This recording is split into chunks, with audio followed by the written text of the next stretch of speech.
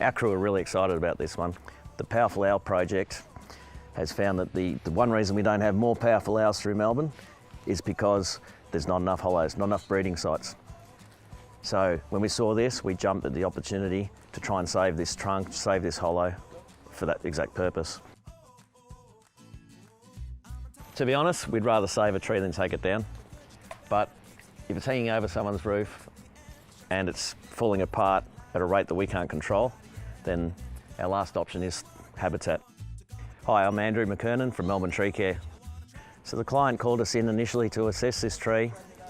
We found that there was quite a few problems. Our suggestion was to not remove the tree, but just carve it back. We can carve hollows into the tree and increase endangered species nesting sites. First of all, we have to take the crown down off the tree.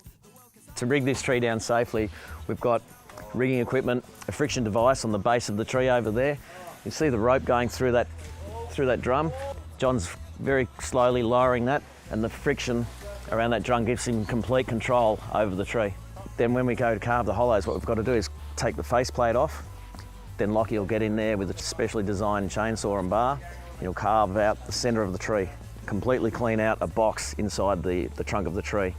Once the box is complete, we put a faceplate back on the tree, so it doesn't even look like it's ever been carved. You can't even see where we've been working inside the tree. In that plate, we'll carve a small hollow entrance that targets the species we're looking for. So we might be trying to make homes for greater gliders, might be small as sugar gliders, might be lorikeets, major Mitchell's cockatoo. Our crew are very excited about the work we do with Habitat Hollows. They're all very keen, committed environmentalists, and they would much rather do habitat carving than a straight tree removal. So this is what we're here to talk about. This is a naturally formed hollow. So Mother Nature's made this one. Would have been rotted out by time, weather, fungi, insects would have eaten this out. Even the birds themselves kind of carved them out as well. They would have come in here, see all this nesting material here. So it was definitely used. There might have been a few animals in here actually. So hollows are really important for our Australian native wildlife.